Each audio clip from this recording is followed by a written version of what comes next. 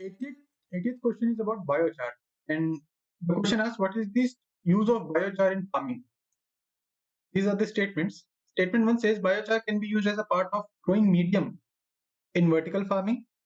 When biochar is part of growing medium, it promotes growth of nitrogen fixing microorganism.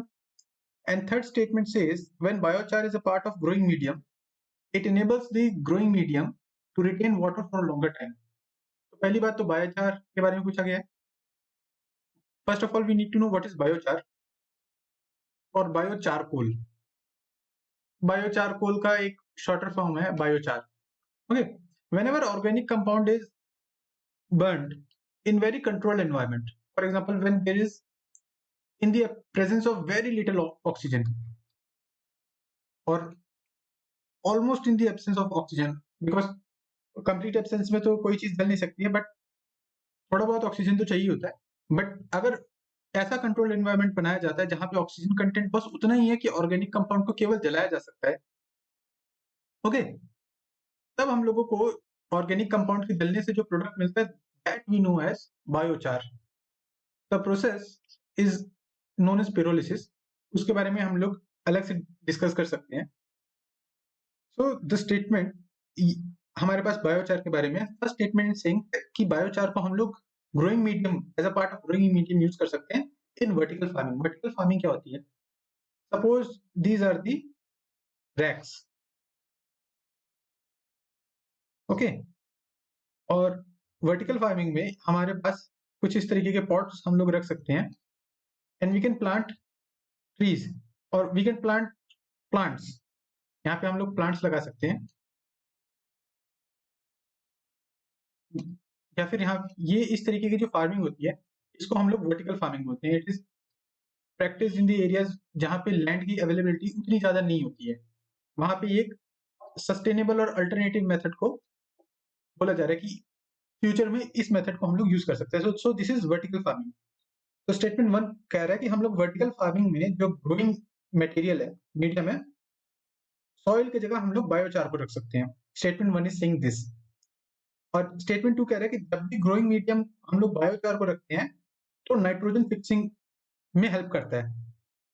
और क्योंकि जो micro organism है जो nitrogen fixation करते हैं उनकी ग्रोथ को बायोचार प्रमोट करता है. So this way biochar promotes nitrogen fixation.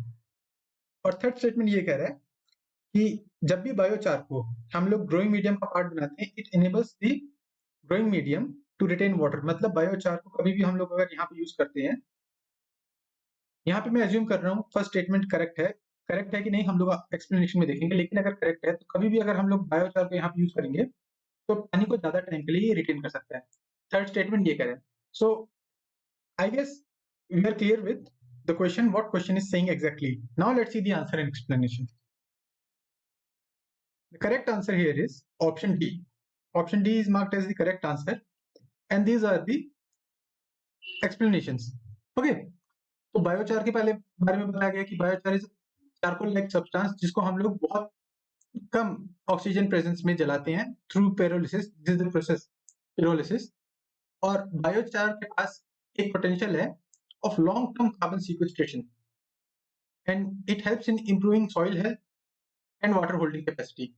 Further, it reduces the emission of greenhouse gases and it is associated with fertilizing applications. तो इसको एज अ फर्टिलाइजर भी हम लोग यूज कर सकते हैं. फर्टिलाइजर इसको हम लोग क्यों यूज कर सकते हैं? Because biochar has a potential to boost natural ability of legumes to fix nitrogen to the soil. तो it promotes the growth of nitrogen fixing microorganisms. Okay.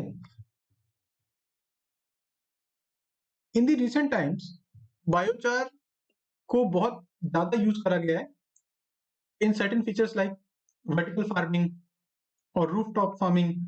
Biochar का बहुत ज्यादा एप्लीकेशन यहाँ पे देखने को मिला है इन रिसेंट टाइम्स में because of its natural ability कि इस तरीके से नाइट्रोजन फिक्सेशन करना, इस तरीके से सॉइल हेल्थ को इम्प्रूव करना and due to its water holding capacity. तो जो भी ऐसे एरियाज हैं जिसको हम लोग अर्बन हीट आइलैंड बोलते हैं, वहां पे अगर हम लोगों को वेजिटेशन ग्रो करनी है तो बायोचार को एक एज अ गुड मीडियम और ऐसा गुड मैन्युफैक्चरिंग प्रैक्टिसेस वैसे नहीं बोलना चाहिए यहाँ पे जीएमपी, लेकिन कुछ सिमिलर प्रोसेस में बायोचार को यूज करा जा रहा है। तो इसके ऊपर जो रिसर्च हुई है और जिसके ऊपर जो हम लोगों ने एक्सपेरिमेंट्स देखे हैं, you can find the references for that in these links given here. Go through them and you will find out explanation in detail. So this was our 80th question.